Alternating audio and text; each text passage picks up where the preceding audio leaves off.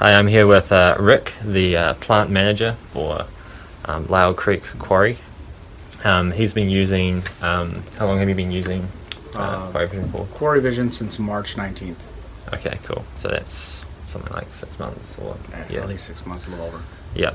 And how has QuaryVision changed the way you determine or make decisions around what to do with the plant? With adding the additional scales, it's helped us quite a bit to be able to see the changes in the plant, adjusting crusher liners, helping us make decisions, inventory, and also for troubleshooting purposes. If adjustments on gates in the plant, sending material to different belts, finished products, we're able to see if there's an issue. They make an adjustment and we don't see the change. We know that there's an issue with the chute, head box, so in multiple ways, not just in one area. And it's been able to really see the effects of those changes afterwards as well. Yes. That was a good move. Yes, and then for the plant operator to have the instantaneous visibility of what's going on within the plant. It was huge. So how do you use the system? Are you logging in every day? Are you getting a report at the end of the day? We get reports at the end of the day, every day, and we have a Wonderware system, which we've been using for years, but with the QuaryVision, we're able to double check on what we're doing, and it's actually helped us quite a bit with keeping the inventory.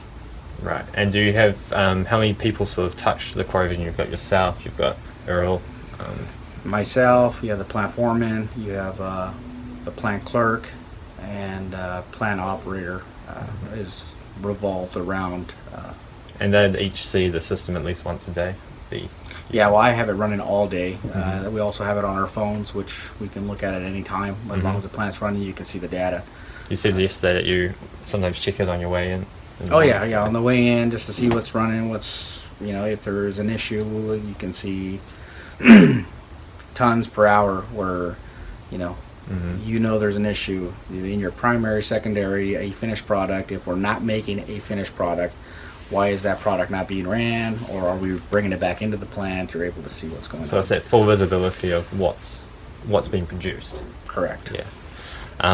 How about, what's your favorite part or favorite feature of the QuaryVision system? When you go in there, where do you go to first? What do you? That I like the dashboards. I like seeing the full visibility of every single scale, which we have 24 scales here, and being able to see the graph. The graph where it would show if there's a dip in production, and correlating those dips in the graph with the downtime report that the plant operator fills out to see if the downtime minutes he wrote down versus the dip on the graph on the QuaryVision correlates. To be able to, and sometimes a handwritten downtime report versus the operator, he might have missed something, so we go back to the graph and ask him, hey, what about this dip? Oh yeah, I forgot this. I remember something like that. And that's another thing I should talk to you about, actually, is downtime reporting. But last question is, if you could change anything about the system, is there anything about the way you use it or the way it works that's like frustrating? Or I don't think so. We haven't found that. Working with Alan, we usually fine tune it. I really like the way you were able to set the target so the plant operator can see where you want him to set the plant. Because the way the Wonderware is set up, and I don't know if we have full capacity of Wonderware today, but the way we are using it, he doesn't have targets. It's all word of mouth with talking to him.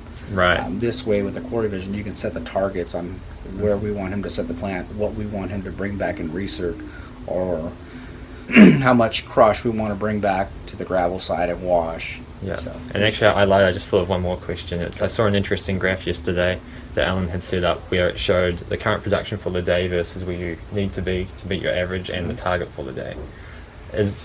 Who sees that graph, and is that something that you're currently using, or is that something you're thinking for this new dashboard that Alan's? We're looking at different things we want to add to that dashboard. That was something that we've been talking about for a couple of weeks, but we really like, Earl and myself are the only ones that have seen that, but to see like the 10-day where it actually documents the 10 best days you've ran for that particular product.